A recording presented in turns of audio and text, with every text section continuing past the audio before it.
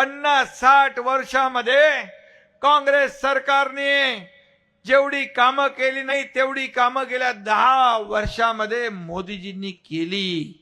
मला सांगा 10 वर्षामध्ये एकही बॉम्बस्फोट नाही, एकही घोटाळा नाही, एकही भ्रष्टाचार नाही, आणि पूर्वी कट कमिशन आणि करप्शन फर्स्ट हा काँग्रेसचा अजेंडा होता।